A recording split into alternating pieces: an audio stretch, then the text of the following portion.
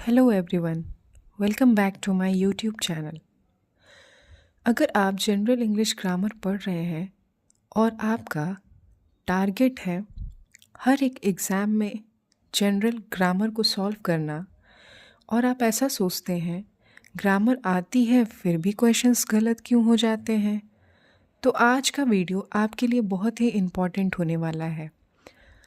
Friends, conjunction एक ऐसा topic है जो देखने में बहुत छोटा लगता है, लेकिन एग्ज़ाम में ये topic sentence correction, fill in the blanks, error detection और रीअरेंजमेंट जैसे क्वेश्चंस में आपको मार्क्स डिसाइड करता है।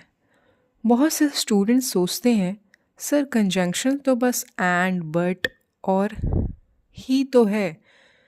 ये सबसे बड़ी मिस्टेक है, क्योंकि एग्ज़ाम में पूछा जाता है ऑल्दो, येट का करेक्ट यूज़, बिकॉज, सो का error, neither nor, either or का agreement, hardly when, no sooner than जैसे ट्रिकी पेयर्स। और यहीं पर मैक्सिमम स्टूडेंट्स कंफ्यूज हो जाते हैं। इस वीडियो में मैं आपको कंजंक्शन बिल्कुल बेसिक से समझाऊंगी, कॉन्सेप्ट, एग्जाम्पल्स और एग्ज़ाम क्वेश्चंस के साथ, और ऐसे रूल्स जो डायरेक्टली कॉम्पिटिटिव एग्ज़ाम्स में जनरल इंग्लिश के पार्ट होते हैं। चाहे आप बिगनर हो या फिर रिवीजन के लिए पढ़ रहे हो, ये वीडियो आपके लिए ये कॉन्फिडेंस देगा कि हाँ, अब कंजंक्शंस का क्वेश्चन गलत नहीं होगा। तो फ्रेंड्स, इस वीडियो को एंड तक ज़रूर देखिए, क्योंकि लास्ट में मैं आपको most expected exam rules, previous year questions और वन लाइन ट्रिक्स जो आप डायरेक्ट एग्ज़ाम हॉल में यूज़ कर सकते हो। अगर आपको इंग्लिश ग्रामर को इजी, क्लियर और एग्ज़ाम ओरिएंटेड तरीके से पढ़ना है तो चैनल को सब्सक्राइब कीजिए, वीडियो को लाइक कीजिए और अपने फ्रेंड्स के साथ शेयर ज़रूर कीजिएगा। चलिए शुरू करते हैं आज का टॉपिक, कंजंक्शन। जैसे कि आप देख सकते हैं, as you can see the definition given below, that a conjunction is a word that joins two words, two phrases or two clauses or sentences together. Clauses जो है मेरे पहले वीडियो में बता चुकी हूँ, इवन सेंटेंसेस को भी मैं पढ़ा चुकी हूँ। तो अब आप ये समझिए कि ऐसा शब्द होता है कंजंक्शन जो दो शब्दों को, दो फ्रेजेस को, दो क्लॉजेस को और दो सेंटेंसेस को एक साथ ज्वाइन करता है। जैसे कि एग्जाम्पल में आप देख सकते हैं, Ram and Shyam are friends. हमने देखा कि एंड से हमने राम और श्याम को बताया कि वो दोनों जो हैं दोस्त हैं। Second example, she was tired but she continued working. यहाँ पे बट कंजंक्शन का यूज़ हो रहा है कि वो बहुत ही थकी थी, बट वो जो है फिर भी अपने काम को करना कंटिन्यू रखी। I stayed at home because it was raining. मैं घर पे ही रुका रहा क्योंकि बारिश हो रही थी। ये तो बेसिक है हमारा, ये हर बच्चा जानता है। एंड, बट, बिकॉज आपसे पूछा जाता है कंजंक्शन में तो ये तीन ज़रूर कोई बच्चा बताएगा आपको। लेकिन अब हम चलते हैं और डिटेल में कंजंक्शन की तरफ। Types of conjunctions. There are three main types of conjunctions. First one is coordinating conjunction. Second, subordinating conjunction. Third, correlative conjunctions. अब इन तीनों टाइप्स के कंजंक्शंस को हम अच्छे से पढ़ते हैं एक एक करके। चलिए,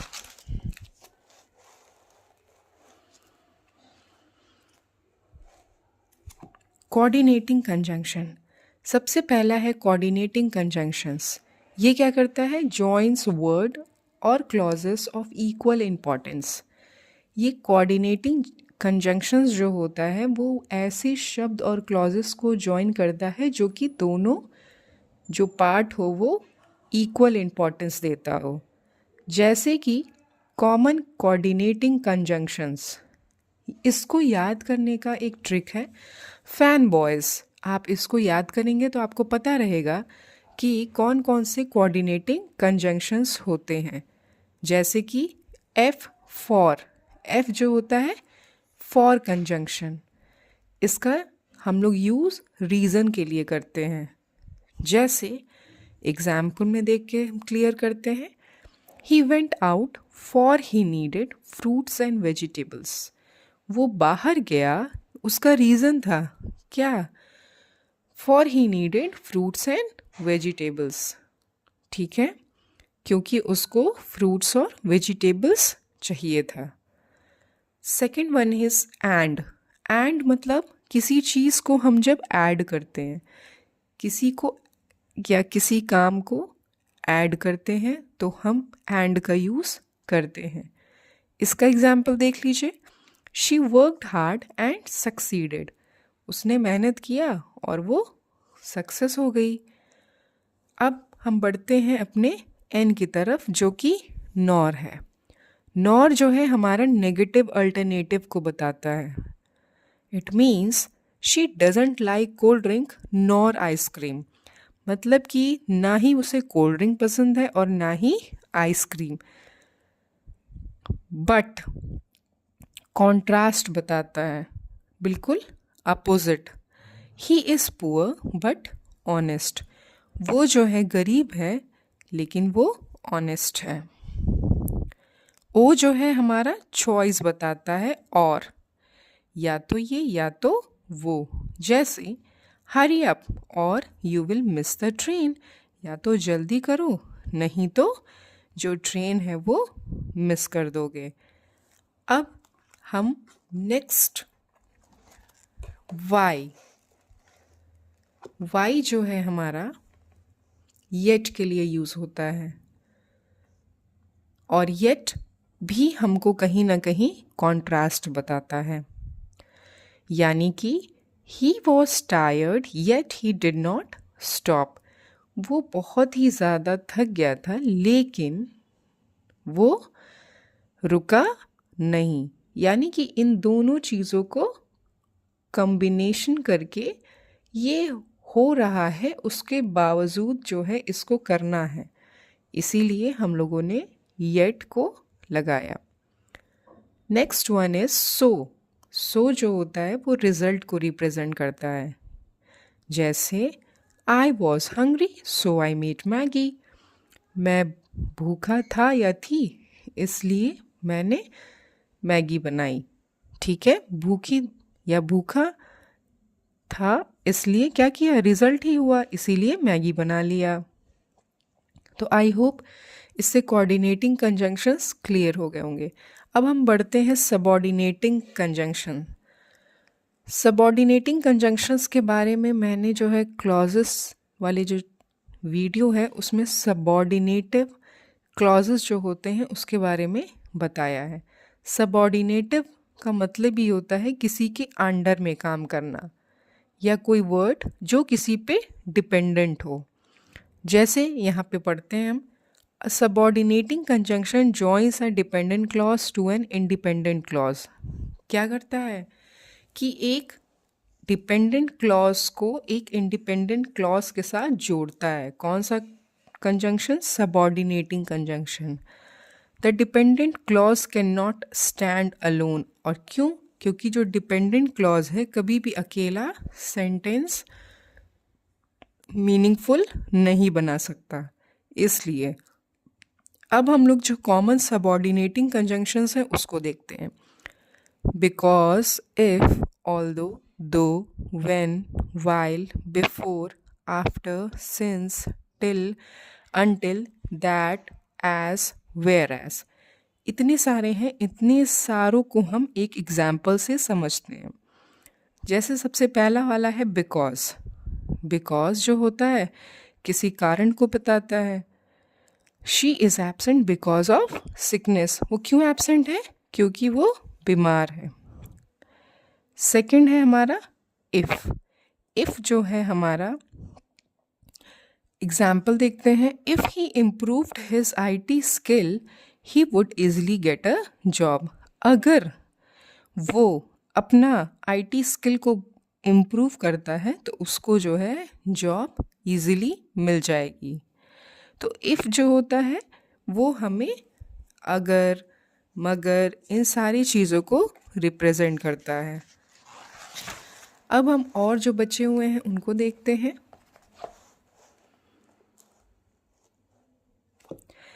although he is poor he is honest. भले ही वो पुअर है लेकिन वो ऑनेस्ट है।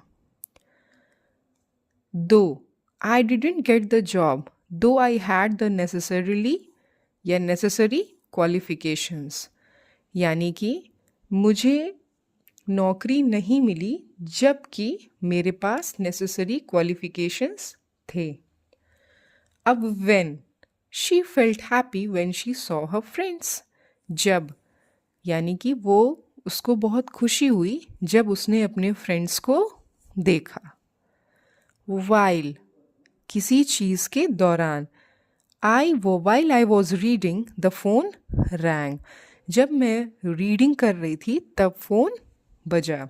बिफोर, किसी भी चीज़ का होने के पहले बताना हो कोई बात, या किसी भी कोई घटना जो है किसी चीज़ के होने के पहले हुई है। जैसे do it before you forget. इस काम को या कोई भी चीज़ को पहले कर लो जब तक तुम भूल न जाओ। आफ्टर मतलब किसी चीज़ के होने के बाद। After dinner we went for a walk. Dinner के बाद हम वॉक करने के लिए गए। मतलब डिनर के बाद, भूलने से पहले। Since, I haven't seen her since last month. मैंने उसको लास्ट महीने के पहले से ही उसको देखा नहीं है। यानी कि एक फिक्स टाइम है या फिक्स ड्यूरेशन है, इसीलिए हम लोगों ने यहाँ पे सिंस का यूज़ किया है and since is a conjunction. अब बढ़ते हैं हम अपने नेक्स्ट अनलेस। अनलेस क्या होता है? I won't go outside unless it stops raining. मैं बाहर तब तक नहीं जाऊँगा जब तक बारिश बंद नहीं होगी। टिल, दे प्लेड फुटबॉल, यानी किसी पर्टिकुलर टाइम तक। They played football till 8 o'clock morning. वो पूरे 8 बजे तक फुटबॉल खेले। अनटिल, अनटिल का मतलब we will stay here until she comes. जब तक या तब तक। We will stay here until she comes back. जब तक हम लोग यहाँ रुकेंगे जब तक वो वापस ना आ जाए।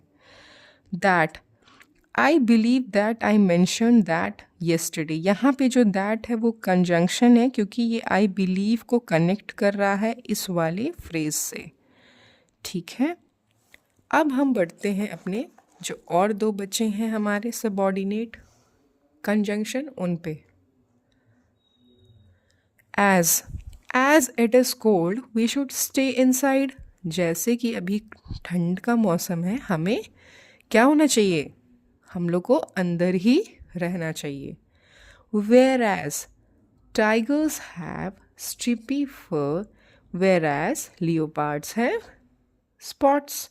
जबकि टाइगर के पास जो होते हैं स्ट्राइपी फर होते हैं, जबकि लियोपार्ड्स के जो होते हैं वो क्या होते हैं? स्पॉट्स होते हैं उनके स्किन पे। तो आई होप इतने सारे एग्जाम्पल के साथ हमें कोऑर्डिनेटिंग कंजंक्शन सबऑर्डिनेटिंग कंजंक्शन भी क्लियर हो गया होगा। अब हम चलते हैं कोरिलेटिव कंजंक्शन। कोरिलेटिव क्या होता है?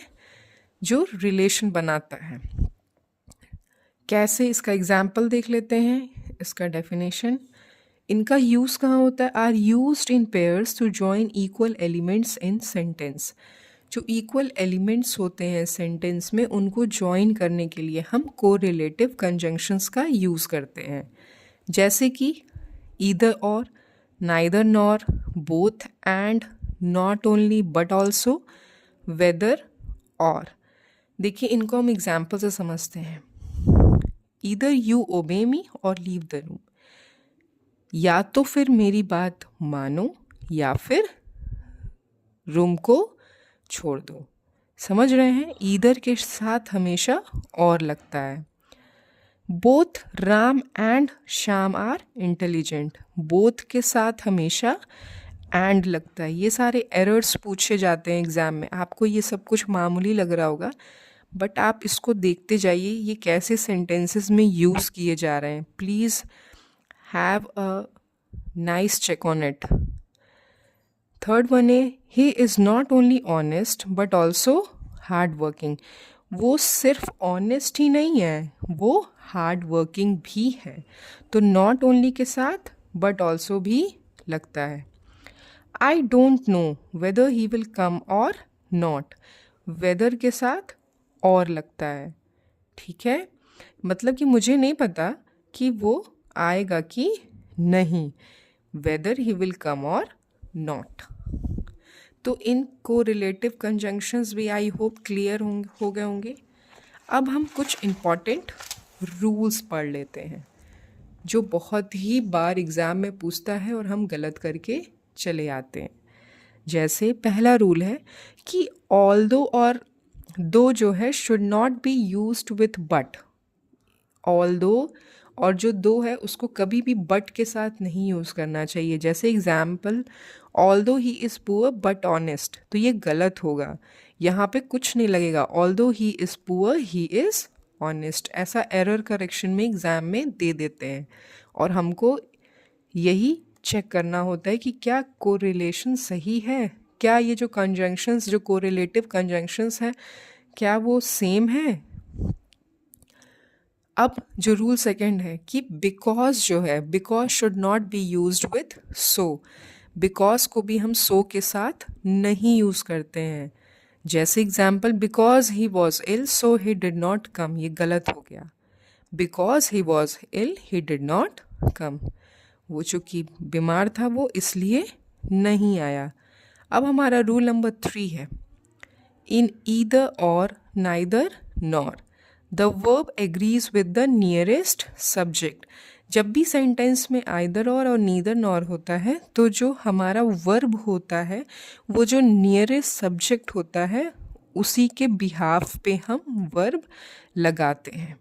जैसे either Ram or his friends, मतलब कि ये जो है पास में है वर्ब के, इसीलिए यहाँ फ्रेंड्स हैं, प्लूरल है, इसीलिए हम यहाँ पे आर लगाए हैं। तो either Ram or his friends are coming. Second example, neither the students nor the teacher was present. चूँकि हमने देखा कि वर्ब के पहले जो सब्जेक्ट है हमारा वो क्या है, द टीचर, सिंगुलर है, इसीलिए यहाँ पे वॉज लगा है। आई होप आपको ये समझ में आया होगा। अब एक बेसिक सा, बहुत ही माइन्यूट सा एक डिफरेंस मैंने बताया है कंजंक्शन और प्रीपोजिशन में। वो क्या है, कंजंक्शंस जो होते हैं वो क्लॉज और सेंटेंस को जॉइन करते हैं, लेकिन जो प्रीपोजिशंस होते हैं they are used before a noun or pronoun. दूसरा देखिए, जो कंजंक्शन बिकॉज है और ऑल्दो, इनको हम कंजंक्शंस के अंदर यूज़ करते हैं। और because of, in spite of, हम लोग ये प्रीपोजिशन में यूज़ करते हैं। ठीक है, और ये जो दो है वो कंजंक्शन यूज़ करते हैं और डिस्पाइट जो है एज अ प्रीपोजिशन यूज़ करते हैं। एग्ज़ाम में पूछ लिया जाता है कि कौन सा कंजंक्शन यूज़ करने के लिए, और ऑप्शन में डिस्पाइट दे दिया जाता है। तो आपको कंफ्यूज नहीं होना है, आपको दो को करेक्ट करना है, ना कि डिस्पाइट को। Despite is a preposition. So students, आज के इस लेक्चर में हमने कंजंक्शंस को सिर्फ वर्ड की तरह ही नहीं बल्कि रूल्स, यूज़ और एग्ज़ाम पॉइंट ऑफ व्यू से समझा।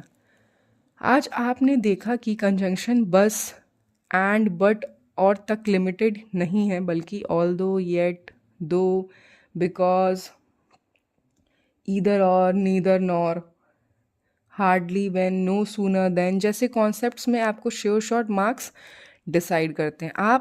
अगर आप इन रूल्स को शांति से समझ कर प्रैक्टिस करते हैं तो इंग्लिश ग्रामर का ये टॉपिक आपके लिए वीक नहीं, स्कोरिंग बन जाता है।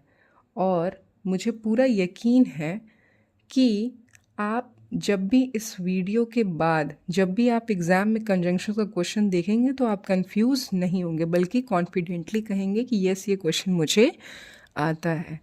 इसीलिए ग्रामर्स को रटने से क्लियर नहीं होगा, ग्रामर समझने से स्ट्रांग होगा। और इसीलिए इस चैनल पर मैं आपके लिए लाती हूँ इजी एक्सप्लेनेशन, क्लियर कॉन्सेप्ट्स और एग्ज़ाम ओरिएंटेड कंटेंट्स। और इसको मैं और डिटेल में कुछ क्वेश्चंस को सॉल्व करते हुए फर्दर एक और वीडियो में इसमें पोस्ट करूँगी। अगर आपको आज का लेक्चर हेल्पफुल लगा हो तो वीडियो को लाइक ज़रूर कीजिए, क्योंकि आपका एक लाइक मुझे और अच्छा कंटेंट लाने के लिए मोटिवेशन देता है। तो प्लीज़ आप मिलते हैं नेक्स्ट वीडियो में एक और इम्पॉर्टेंट टॉपिक के साथ। तब तक पढ़ते रहिए, प्रैक्टिस करते रहिए और आप अपने सिलेक्शन पर विश्वास रखिए। Thank you so much. जय हिंद।